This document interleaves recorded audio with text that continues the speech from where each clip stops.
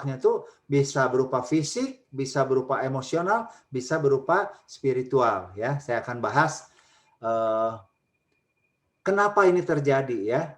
Jadi kalau kita lihat sebenarnya luka-luka emosi ini tuh ada keberadaan kita saat ini itu merupakan satu refleksi dari kejadian kita masa lalu.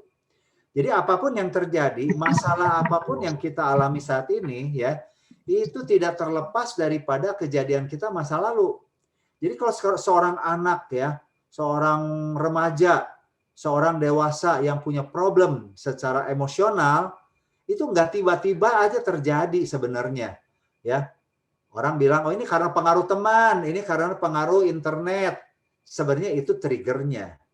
Tapi penyebab utamanya itu adalah kejadian dari masa lalunya. Apa kejadiannya? Yaitu adalah ada satu luka, ada satu masalah yang terjadi pada saat waktu kecil. Ya. Dan ternyata kejadian-kejadian itu tanpa disadari terbawa sampai remaja atau dewasa. Mulailah muncul ya dengan adanya trigger tadi lingkungan, dengan adanya trigger teknologi dan sebagainya, itu meledak keluar. Ya, makanya kayak di orang-orang yang di dalam penjara ya yang melakukan kriminalitas itu ternyata itu sangat berhubungan sekali, bukan mereka mau jadi penjahat, bukan mereka mau jadi pemberontak ya, tapi mereka sebenarnya memang mengalami satu problem di dalam rumah tangganya. Nah, ini yang kita perlu pahami ya.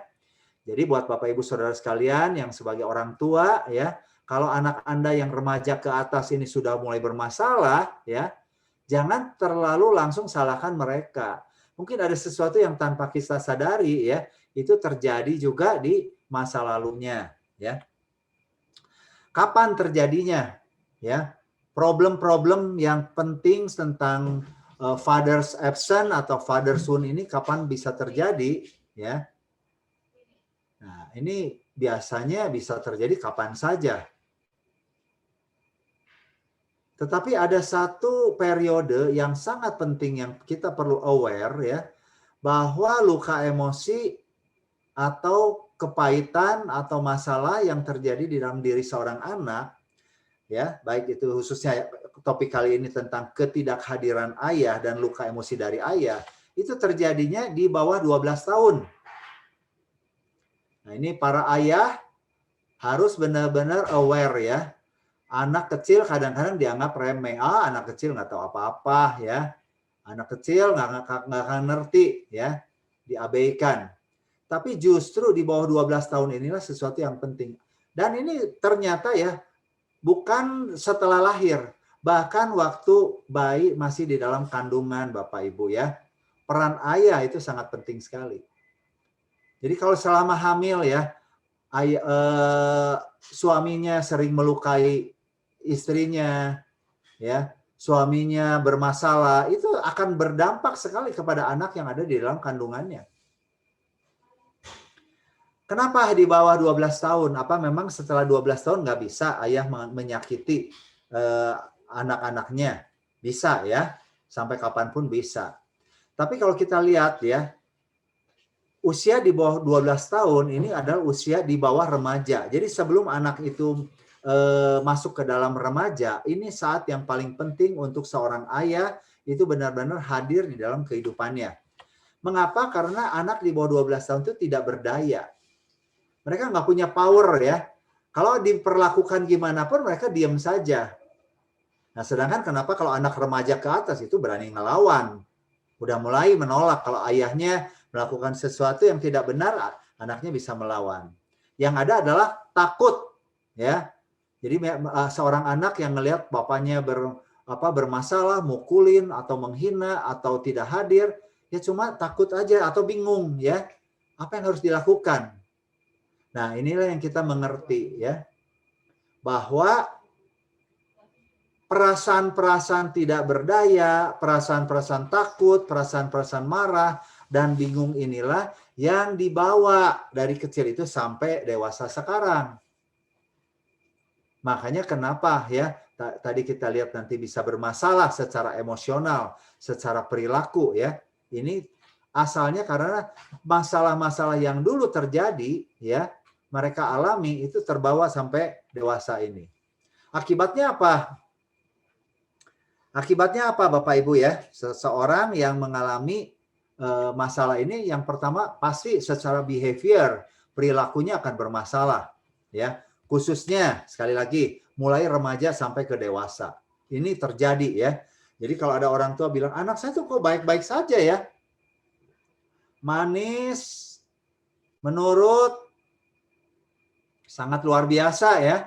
Tapi kenapa setelah remaja itu memberontak? Kenapa setelah dewasa melakukan perbuatan-perbuatan yang tidak baik? Nah, sekali lagi ini adalah terjadi pencetusnya. Memberontak ya perilakunya. Melawan, pokoknya kalau dikasih tahu gimana, enggak. Dia meskipun mungkin dia tahu orang tuanya mengatakan sesuatu yang benar, tapi dia akan berusaha untuk memberontak mengatakan yang sebaliknya. Dan ini akan menjurus juga kepada masalah-masalah percabulan. Ya, masalah-masalah di mana ya anak-anak itu mulai salah satunya mereka melakukan satu kegiatan-kegiatan yang di luar norma-norma ya. Jadi kalau boleh dikatakan dari data statistik misalkan, seorang anak perempuan ya yang hamil di luar nikah itu dari remaja ke atas itu lebih dari 70% itu karena masalah ketidakhadiran ayah. Apa yang terjadi ya? Karena mereka ayahnya tidak pernah hadir. Ya, sedangkan seorang anak itu baik laki baik perempuan itu membutuhkan ya figur ayah itu gitu. Nah, jadi mereka akan berusaha untuk mencari kasih sayang dari figur ayah itu. Nah, jadi akhirnya kalau ada misalkan anak-anak wanita ya, kalau sekarang dia udah remaja, tiba-tiba ada cowok yang mendekati dia, meskipun tahu ini mungkin bermotivasi nggak baik, tapi dia udah ngasih perhatian, nganter, ya, memberikan perhatian, itu dia akan langsung jatuh cinta. Jadi para remaja putri yang mudah sekali jatuh cinta untuk ke berbagai pria, ya itu karena ada kehausan akan figur ayah yang tidak pernah hadir di dalam kehidupannya. Jadi ini berbahaya sekali. Ya, jadi kita ngelihat di sini ya, masalah-masalah itu bukan anak ini kurang didikan atau itu sebenarnya ada pengaruh begitu ya, tapi yang paling dominan adalah kalau seorang anak wanita itu ya mendapatkan satu kasih sayang yang cukup dari ayahnya, dia akan lebih mudah untuk bisa punya boundary kepada teman-teman waktu pacaran. Dia bisa melihat ya, cowok mana nih yang benar-benar bagus, cowok mana yang benar-benar ini nggak baik ya, dia bisa tahu. Tapi kalau nggak ada hadir, dia nggak ada figur ayah, dia mendambakan begitu cowok ada cowok yang deketin dia langsung membuka diri ya. Makanya kenapa sampai akhirnya mereka menyerahkan dirinya kepada laki-laki pacarnya itu karena saking sayangnya dan takut kehilangan. Apalagi udah diancam. Kamu kalau benar-benar cinta sama aku ya kamu harus lakukan ini. Ya. Jadi akan menjadi anak-anak yang kurang bertanggung jawab. Terus mementingkan diri sendiri karena kekosongan tadi ya, kekosongan di dalam dirinya itu dia akan menjadi egois, maunya diri sendiri. Aku yang lebih penting, orang lain itu nomor 2. Ya, balik lagi, sebuah tangki yang kosong itu pasti akan berusaha untuk diisi, ya. Nah, jadi balik lagi kepada tadi masalah di penjara, ya. Kenapa kriminal itu ya bisa melakukan kejahatan karena tidak ada boundary. Sedangkan ayah itu yang figur yang memberikan satu batasan, disiplin, struktur yang kuat ya. Jadi ketidakhadiran ayah itu akan menyebabkan mereka akan masuk ke dalam bidang ini. Ya, jadi kalau kita lihat dari perilaku ya, Bapak Ibu Saudara sekalian bisa lihat ya, kenapa anak-anak atau remaja atau dewasa yang kayaknya susah untuk dikasih tahu atau apa ya, kita tanya ya, bagaimana hubungan dia terhadap ayahnya? Apakah ayahnya hadir di dalam dirinya? Apakah dia pernah merasa disakiti sama ayahnya? Ya. Nah, sebenarnya bukan hanya ayah, sebenarnya kalau bicara ibu juga ada peranannya. Tapi yang menarik ya, Bapak Ibu perlu perhatikan. Luka yang disebabkan oleh ayah itu ternyata jauh lebih berbekas dan berdampak daripada luka yang disebabkan oleh ibunya. Ya. Jadi ini saya sekali lagi bukan fokus nyalahin ayahnya, ibunya juga bisa melakukan hal yang sama ya.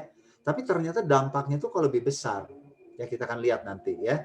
Jadi sekali lagi masalah yang terjadi dalam perilaku anak-anak yang kehilangan figur ayah atau mengalami luka emosi dari ayah, ini adalah satu dari perilaku.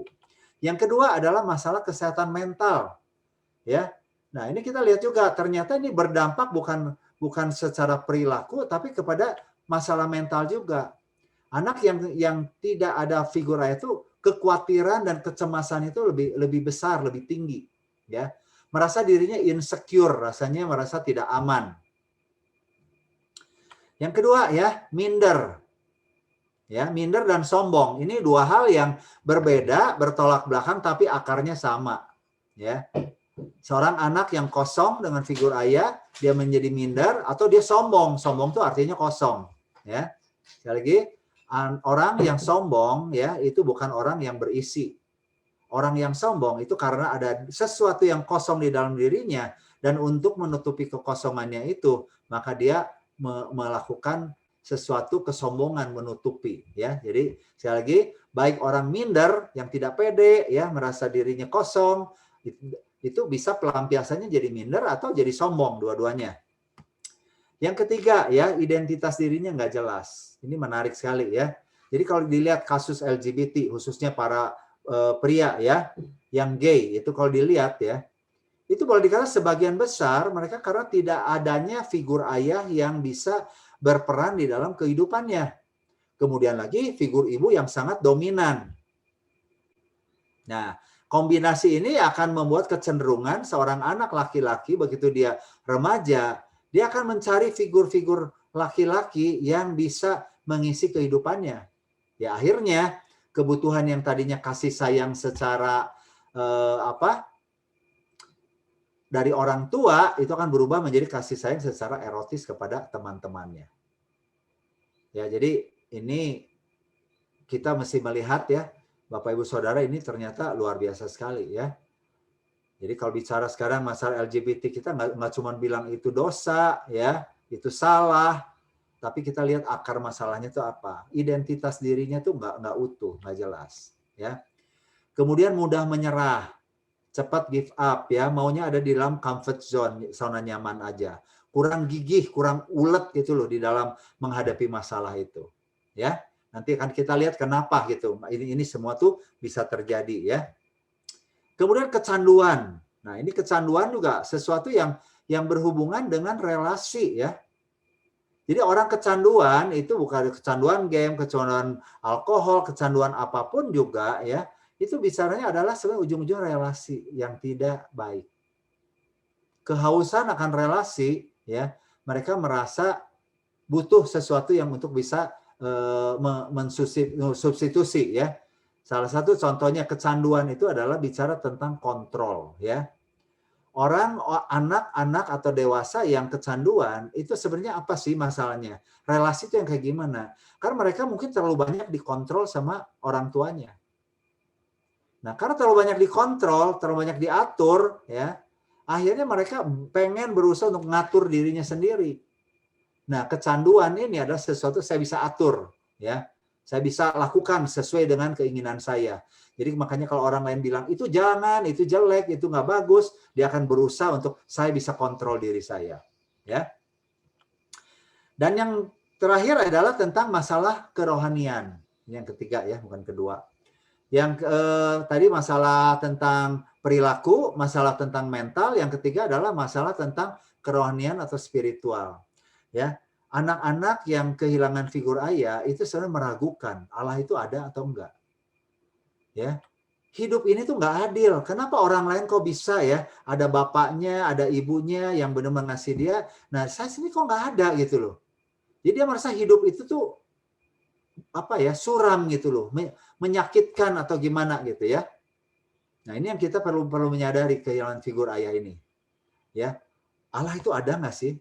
Karena kalau kita lihat makanya susah sekali ya seorang anak ya yang menggambarkan bab Allah itu adalah kasih, Bapak, apalagi Allah tuh Bapak, ya dikatakan Bapak, itu lebih susah lagi untuk memasukkan konsep ini karena dia tidak pernah merasakan kasih seorang Bapak itu kayak gimana, atau Bapak tuh nggak ada dalam hidupnya.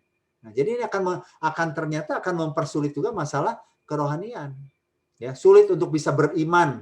Wah, saya percaya nih, ya, Allah akan bekerja, Allah akan menolong, hidup saya tuh bakal ada yang berdaulat dalam kehidupan saya itu susah gitu.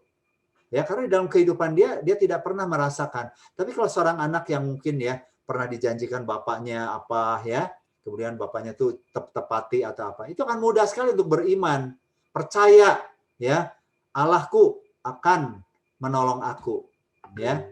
Nah, jadi bayangkan aja kalau sekarang untuk seorang bapak yang tidak pernah hadir secara fisik ya, itu aja susah dia terima konsepnya, apalagi dengan Allah yang tidak pernah kelihatan dalam hidupnya. Itu lebih sulit lagi. Jadi Bapak Ibu Saudara ya bisa melihat juga kenapa kalau anak-anak nggak suka dengan hal-hal yang rohani ya. Nggak mau ke gereja, nggak mau ke masjid, nggak mau ke kelenteng, nggak mau kemana soal agama ya. Kan mereka nggak bisa menerima satu konsep yang sangat abstrak di dalam kehidupannya. Ya, yang ada mungkin figur ibu aja gitu loh. Nah, kita lihat sekarang ya, apa bedanya sih kalau kita lihat secara parenting orang tua antara ayah dengan ibu tuh bedanya di mana? Kenapa tadi saya katakan bahwa dampak dari ketidakhadiran atau luka dari seorang ayah itu ternyata lebih berat daripada dampak dari luka dari ketidakhadiran seorang ibu ya. Nah, dari pola parenting ini kita bisa melihat perbedaannya. Yang pertama, ayah itu lebih ke arah coaching, ya, dia membimbing, mengarahkan. Sedangkan ibu itu lebih ke arah kepada caring, ya, secara umum. Jadi kalau pola ibu itu adalah aku perlu makan, lapar, ya, maka langsung mamanya bersedia ya menyediakan. Aku perlu uang, mamahnya langsung. Jadi caring, lebih ke arah kepedulian. Tapi kalau coach itu ayah itu lebih ke arah kepada menjaga, membimbing anak itu untuk bisa lebih mandiri, lebih bisa untuk bisa memecahkan masalah, ya, lebih bisa untuk ya mengatasi lah segala masalah-masalah yang ada di dalam hidupnya. Kalau ibu biasanya lebih ke arah provider, menyediakan. Saya ada masalah, oke, mama bantu, mama tolong, ya, mama lakukan. Nah, jadi kalau kita lihat dari perbedaan ini jelas ya, karena figur ibu itu selalu hadir, menyediakan. Sedangkan figur ayah yang selalu membimbing dia, ya untuk dia bisa melakukan sesuatu, memecahkan masalah, ya, itu ternyata nggak ada. Makanya untuk ke depan jadi bingung, ya. Ayah itu lebih ke arah kepada future oriented, memikirkan tentang ke depan tuh gimana ya, sekolah, memikirkan tentang kerjaannya nanti apa ya. Sedangkan ibu tuh tadi ya, karena coaching itu bicara tentang future ya, lebih oriented. Sedangkan caring itu lebih ke arah kepada present. Sehingga anak-anak yang tidak ada ke figur ayah itu untuk menghadapi masa depan tuh galau, bingung, gamang. Ya. Mereka taunya ya sekarang aja gitu. Kalau ditanya, coba kamu kira-kira ke depan mau jadi apa? Nanti kira-kira mau lakukan gimana, agak susah gitu loh. Ya. Yang ketiga ya, pola ayah itu lebih ke arah pola yang memberikan tantangan dan bahaya. Ya. Sedangkan ibu tuh lebih ke arah kepada safety. Ini juga beda ya. Jadi kalau lihat Bapak Ibu misalnya sekarang ya, ini para ayah di sini. Kalau main sama anaknya ya, itu mungkin bisa dilempar-lempar ke atas ya, diangkat begitu ya. Istrinya udah teriak-teriak, awas, hati-hati. Nggak apa-apa, tenang aja gitu. Ini bicara untuk latihan anak tuh untuk menghadapi satu tantangan, satu yang berbahaya gitu loh. Nah ini peran ayah. Tapi kalau peran ibu lebih ke hati-hati, jangan ya. Mungkin kalau misalnya pergi ke Dufan, kemana. Nah, biasanya ayah tuh lebih ke arah, ayo, nggak apa-apa, kamu berani, kamu ini. Ya, sesuatu yang risk taker lah kira-kira itu. Nah, sedangkan kalau ibu biasanya lebih ke arah kepada sesuatu yang aman. Ya. Sehingga ayah dengan ini akan lebih berusaha melatih anak tuh untuk bisa beradaptasi kepada lingkungannya, adaptif ya. Sedangkan kalau misalkan ibu jadi protektif akhirnya.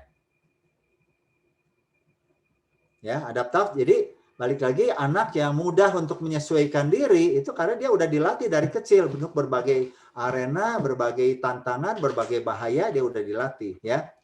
Ya, pada dasarnya ayah juga lebih ke arah struktur dan disiplin, ya. Sedangkan ibu biasa lebih fleksibel. Sekali lagi ini nggak 100% ya, pasti begini. Ini kadang-kadang ada juga pengaruh dari personality ya. Ada juga seorang ibu yang mungkin lebih ke arah seperti ayah tadi ya. Tapi saya katakan makanya in general ya. Makanya ini juga akhirnya nggak semua anak yang kehilangan figur ayah akan berujung di penjara, berujung di kriminalitas. Ya, tapi kalau kita bicara secara statistik ya, ternyata inilah kenapa peran ayah ini sangat-sangat penting sekali. Ya, jadi sekali ketidakhadiran ayah, hidup itu seolah-olah amblas ya buat seorang anak. Nah, solusinya bagaimana sekarang ya? Jadi kalau kita bisa melihat ini, solusinya gimana ya? Solusinya untuk para ayah yang pertama adalah memang waktu itu sangat-sangat penting sekali. Nah, ini memang berbeda ya dengan budaya kita, dengan zaman kita, bahwa dulu itu adalah kalau budayanya, kalau orang tua ya, ayah itu cari uang, pencari nafkah, breadwinner ya. Sehingga lebih banyak fokusnya kepada pekerjaan, fokusnya kepada cari duit, dan ini biasanya juga di luar rumah ya. Seorang ayah yang bekerja di luar, yang usaha sendiri pun ya mungkin kadang-kadang ya harus bekerja di luar rumah.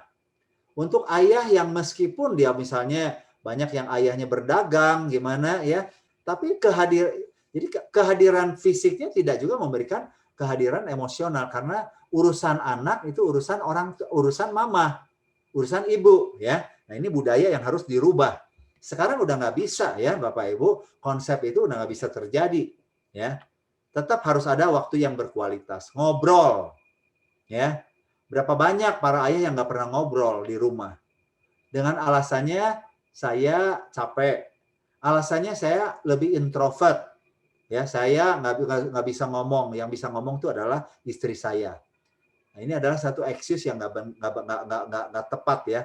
Karena kalau ngobrol itu sebenarnya nggak bicara extrovert introvert. Dua-duanya juga suka ngobrol kalau memang niatnya Anda sebagai pekerja, sebagai pengusaha introvert akan suka ngobrol demi uang, ya. Yang kedua main, ya. Nah, main ini juga sesuatu yang penting ya. Karena seringkali ini dilupakan. Orang ayah tuh mikirnya sesuatu yang serius. Padahal bermain hanya sesuatu yang boleh dikatakan tidak ada gunanya, itu kadang-kadang itu berdampak besar ya. Saya mau kasih satu cerita ya tentang seorang anak ya yang kepengen sekali mancing. Dia minta kepada papanya tuh ngajak mancing ya. Dan papanya bilang, waduh nggak bisa. Sampai satu kali akhirnya papanya tuh menyediakan waktu untuk mancing sama anaknya ya. Di dalam kesibukannya yang luar biasa, papanya ini menyediakan mancing buat anaknya, dan akhirnya mereka pergi mancing. Waktu pergi mancing ke sana, ya anaknya sangat luar biasa senang sekali ya. Tapi apa yang terjadi ketika mancing ya, tidak ada satu ekor pun ikan yang mereka bisa tangkap. Kemudian hujan, ya. Nah kemudian itu kejadiannya seperti itu. Akhirnya papanya pulang ke rumah, kemudian dia nulis di dalam buku diarinya, ya, what a waste day, what a wasting day, ya. Hari yang sangat tidak berguna buat saya.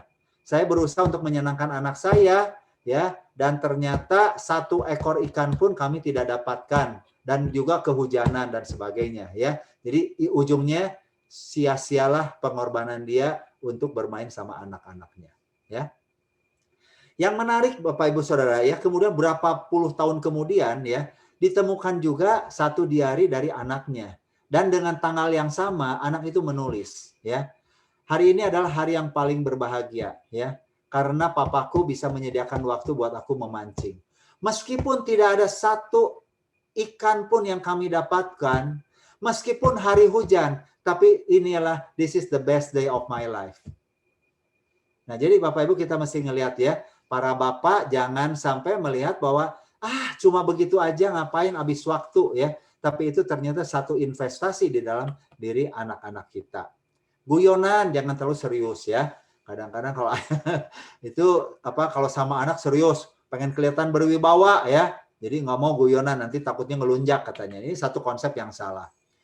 Ya, libatkan di dalam pekerjaan Anda ya, Bapak Ibu Saudara sekalian ya. Jadi meskipun anak Anda udah mulai besar itu ya, ceritakan tentang apa yang Anda lakukan di dalam pekerjaan ya. Ceritakan ya, gimana kalau perlu ajak kerjasama, yuk kita cuci mobil bareng-bareng, yuk kita pergi kemana sama-sama, ajak ke kantornya ya, supaya bisa anak tuh bisa ngelihat gitu tentang masa depan tuh kayak gimana gitu ya. Dan banyak diskusi lah, apalagi setelah anak itu sudah dewasa ya, harus diajak untuk bisa berdiskusi ya. Nah, kalau misalnya satu lagi ya, mungkin kalau misalnya ada memang di sini single parent, ayahnya memang nggak ada, mungkin karena perceraian atau udah meninggal ya. Satu lagi yang saya mau kasih solusinya ada reparenting. Tidak harus ayah kandung ya, tapi kalau memang dia tidak ada ayahnya, ya gantikanlah dengan pamannya, dengan kakeknya, atau dengan pembimbing rohaninya, dengan pendetanya yang bisa memberikan situasi seperti ini. Ya, ini aja mungkin karena waktunya terbatas dan saya mau berikan waktu untuk lebih banyak tanya jawab ya. Saya tutup di sini ya. Satu quote yang sangat bagus ya. It is much easier to become a father than to be a father, ya. Artinya apa? Kalau jadi status ayah tuh gampang, ya. Anda menikah, punya anak, lahir udah jadi ayah. Tapi to be a real father ya, yang menjadi ayah yang benar-benar fungsi itu susah sekali. Ya karena kita nggak pernah sekolah jadi ayah. Itu aja mungkin. Terima kasih ya. Semoga bahan ini bisa menjadi pedoman buat kita semua merenungkan betapa pentingnya peran ayah di dalam kehidupan kita. Ya, saya serahkan kepada Yunike. Terima kasih. Oke, terima kasih banyak Pak Ichwan untuk sharingnya luar biasa pagi hari ini.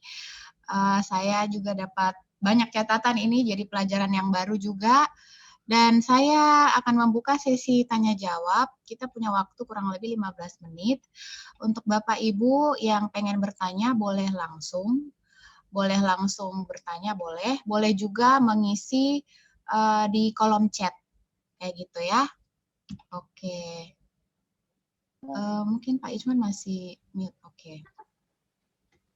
Oke, ini menarik sekali ya Pak Iwannya, tema ini ternyata peran ayah punya dampak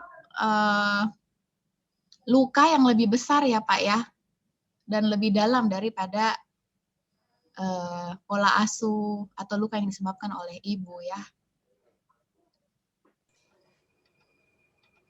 Iya.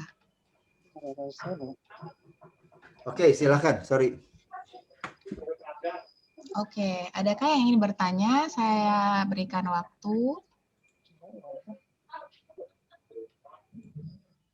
Saya bisa bertanya?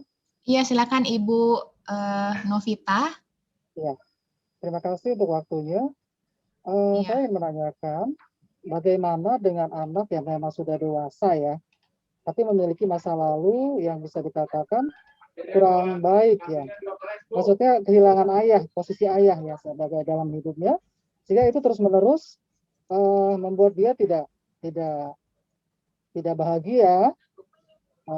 Jadi bahkan dia sempat alkoholik ya, pecandu alkohol ya, karena sepertinya memang kehilangan figur ayah sampai dia dewasa saat ini. Jalan keluarnya seperti apa? Mohon penjelasannya. Terima kasih. Oke, bagus sekali Bu Novita ya. Jadi untuk seorang ya sekarang sudah terjadi ya seperti itu bagaimana ya.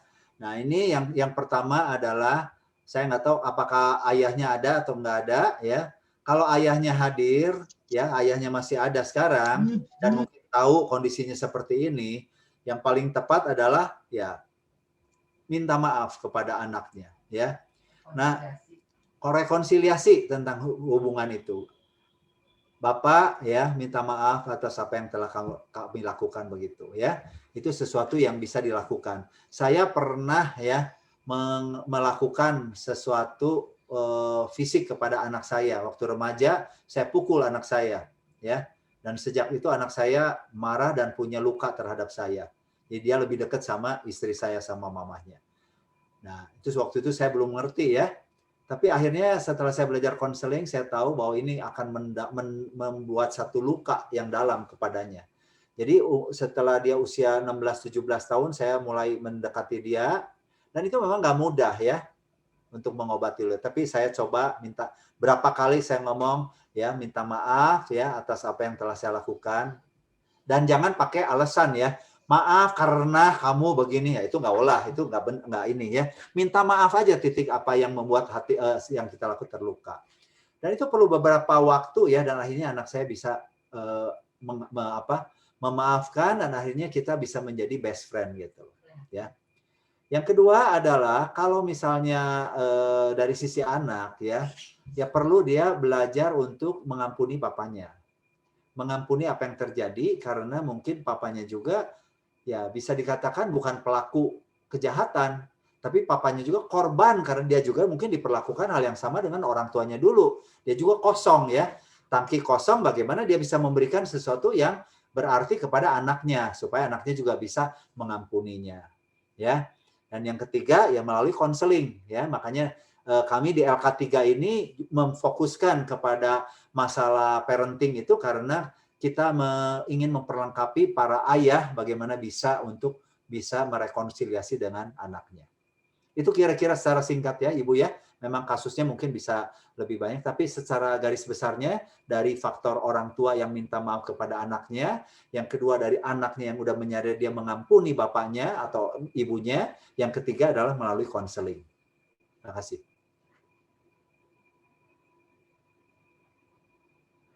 Oke, terima kasih Pak Iwan.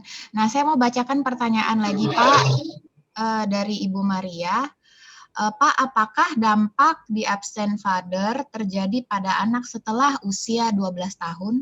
Jadi udah remaja ya Pak ya. Apakah jika jika ada masa rekonsiliasi bagi mereka berdua dampaknya menjadi kecil? Seperti itu. Kemudian bagaimana mengkomunikasikan dengan suami tentang pentingnya keberadaan anak di sampingnya. Ini dari Ibu Herda dan dari Ibu Maria. Kurang lebih seperti itu Pak Iwan. Ya, jadi pertanyaan yang pertama ya, apakah mungkin nggak terjadi? Mungkin ya, tapi tidak seberat daripada yang di bawah 12 tahun. Kenapa? Karena kalau anak remaja itu ya, begitu dia tidak dapat perhatian dari papanya, dia bisa cari teman. Dia bisa cari sesuatu ya, yang tadi saya bilang. Ya kata tidak berdaya itu tidak seperti ya waktu kecil.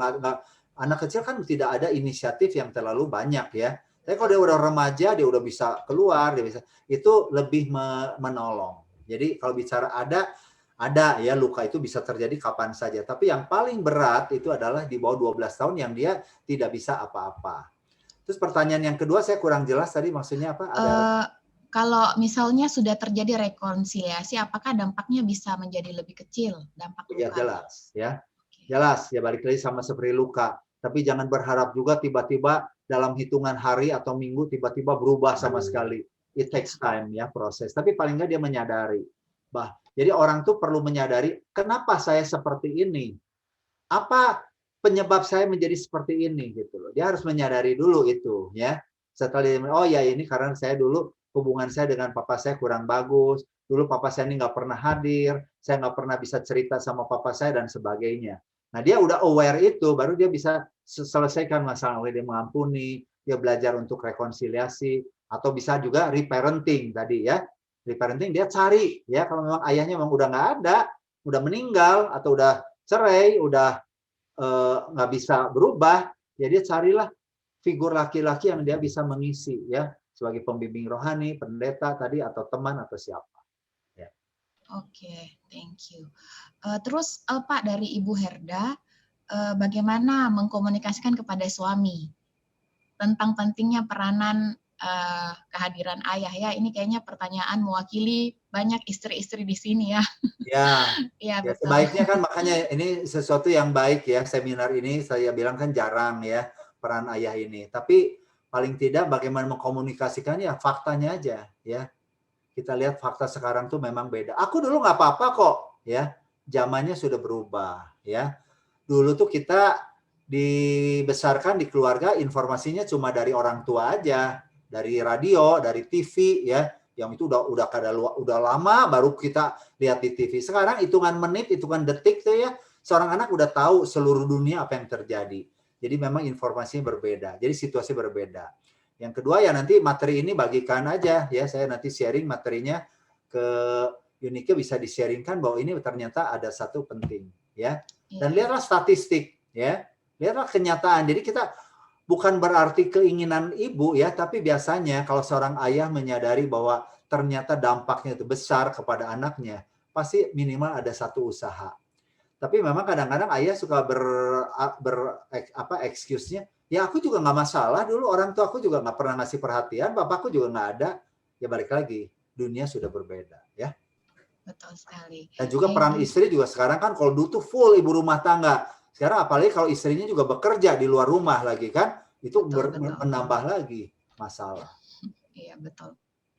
Thank you Pak. Mungkin Coach Yordan ada yang ingin ditambahkan tentang ini? Kebetulan Coach Yordan sudah hadir di sini.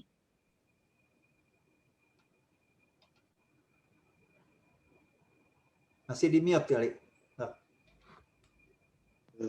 Cek, tes. Ya. Oke. Ya mungkin nanti sekalian di sesi 2 kali ya. Oke, boleh Coach, thank you. Oke, jadi masih ada sesi 2 ya Bu Ibu. Saya akan bacakan satu pertanyaan lagi. Ya dari Ibu Nirmala. Jika ayah terpisah jarak dengan ibu karena pekerjaan saat anak masih kecil, sehingga anak hanya tinggal dengan ibunya, apa yang bisa dilakukan supaya anak tetap merasakan kehadiran ayahnya? Jadi LDR nih Pak ceritanya. Ya. Gimana cara mengisi? Ya mungkin dengan teknologi sekarang sebenarnya ini menolong ya. Bisa ada video call-nya, itu tetap ada, at least ya, itu sesuatu yang bisa dilakukan.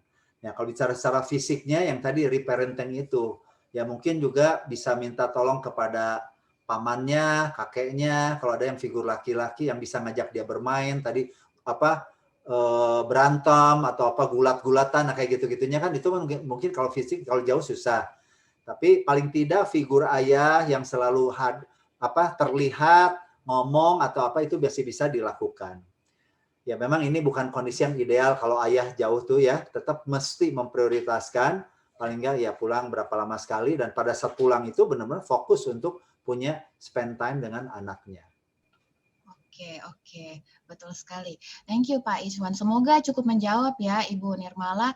Apakah ada yang ingin bertanya langsung? Saya kasih kesempatan dulu untuk yang mau raise hand boleh, yang ingin langsung bertanya boleh. Iya, salam Bu. Saya mau tanya sama Pak Iwan. Silakan Bu. Salam Pak Iwan. Salam Bu. Ya. Pak, saya ini ada klien Pak. Dia tuh 2 kembar perempuan. Nah, tapi yang satu ini dia sepertinya mengalami trauma yang begitu berat. Jadi sehingga mamanya ini kalau kemana-mana itu selalu dikawal dan tidak boleh berhubungan dengan laki-laki.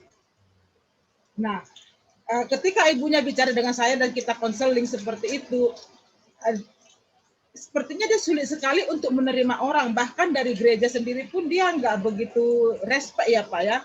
Bahkan ketika kita berkunjung sendiri pun dia semacam antipati begitu.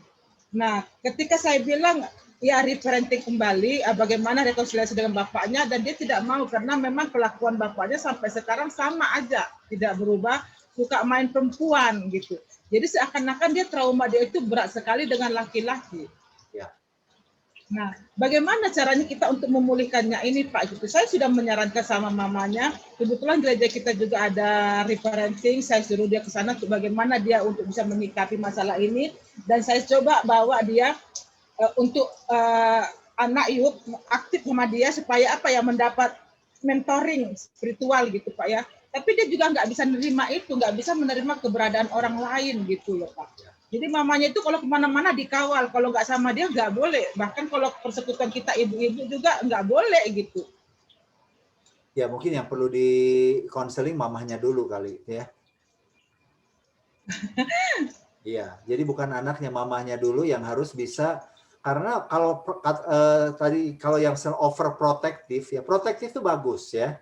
Tapi kalau overprotective, apalagi kalau anak yang udah besar, udah di atas remaja itu malah melumpuhkan. Jadi yang membuat lumpuh dia itu adalah orang tuanya, mamanya. Jadi mamanya harus belajar pelan-pelan mulai melepaskan dia, ya. Itu satu. Jadi fokusnya bukan ke anaknya, karena anaknya seperti terjebak karena dia seperti apapun yang dia lakukan mamanya selalu hadir. Jadi kalau mamanya nggak hadir dia akan menjadi takut gitu. Jadi mamanya yang harus di konseling untuk bagaimana bisa memberikan sedikit demi sedikit kebebasan. Yang kedua, memberikan rasa aman dan nyaman kepada anak itu. Ya memang ini nggak bisa menjawab langsung ya karena case ya Bu ya. Perlu tapi maaf Pak, ini bukan kasus ibunya, kasus anaknya, justru anaknya yang trauma gitu. Bahkan kalau mamanya dekat sama orang itu nggak bisa gitu. Justru ini kasus di anak, bukan di mamanya. Oh, sorry. Jadi mamahnya jadi anaknya yang trauma lihat mamahnya. Lihat mamanya berhubungan dengan siapa-siapa, bahkan anak ini sendiri pun menutup diri jadinya untuk hal seperti itu gitu. Oh, oke. Ya perlu konseling secara khusus Ibu ini ya. Iya. Perlu konseling secara khusus ini. Jadi saya nggak bisa jelaskan detail karena waktunya mungkin ya. Tapi intinya anak ini butuh satu konseling. Nggak bisa dengan self healing. Bagaimana tuh harus benar-benar ada anak ini harus dibawa ke satu professional counselor yang bisa menolong dia. Ini kasus yang cukup berat ya, karena menyangkut masalah mental dan juga perilakunya. Oh gitu ya. Oke deh Pak. Terima kasih Pak Iswan. Ya, terima kasih Bu. Semoga cukup menjawab ya Bu ya. Ya saya kasih satu kesempatan lagi untuk Bapak Ibu yang mau tanya jawab langsung, raise hand. Untuk pertanyaan di chat mungkin nanti bisa dilanjutkan ke sesi kedua karena sesi kedua kita akan lebih banyak berbicara tentang dampaknya. Gitu. Boleh Bu ini ke? Iya silakan Bu Jona dari Toraja. Apa kabar Ibu? Kabar baik Bu. Iya. Selamat pagi Pak Ivan. Pagi Bu. Saya ingin bertanya. Tadi kan Bapak sudah menjelaskan. Jelas? Jelas? Iya jelas. Oke. Tadi Bapak sudah menjelaskan bahwa dampak the absent father buat anak perempuan itu mereka bisa lebih mudah jatuh cinta kepada lawan jenisnya. Nah, misalkan kalau buat anak laki-laki itu dampaknya apa dalam pergaulan mereka seperti itu? Apakah dia juga mudah jatuh cinta atau bagaimana Pak kalau buat anak laki-laki? Terima kasih. Ya, tadi sudah dijelaskan Bu. Buat anak laki-laki yang mendambakan figur ayah, ya, dampaknya itu tadi bisa menjadi seorang yang gay, ya, karena dia akan menjadi suka kepada laki-laki lain, ya, yang awalnya mungkin figur ayah, tapi kemudian itu dia udah remaja, dia bisa diisi dengan laki-laki yang lain, akhirnya bisa jadi karena mungkin masa-masa remaja itu masa-masa transisi identitas ya, akhirnya itu bisa terjadi dia suka sesama jenis, itu satu kemungkinan. Yang kedua tadi ya ke arah pertemanannya juga jadi kadang-kadang nggak sehat gitu loh ya, karena dia akan mencari figur laki-laki ya, menganggap bahwa ya awalnya mungkin teman tapi lama-lama menjadi bisa membutuhkan kebutuhan erotisnya dia. Itu kira-kira Bu. Oke, makasih Pak. Oke, terima kasih. Mudah-mudahan cukup menjawab ya. Dan kita mungkin akan break dulu selama 5 menit. Kemudian kita akan masuk sesi yang kedua.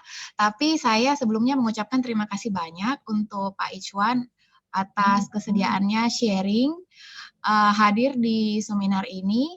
Dan juga buat Bapak Ibu nanti yang penasaran pengen beli bukunya, boleh nanti visit ada di Shopee ya, Visi Store ya.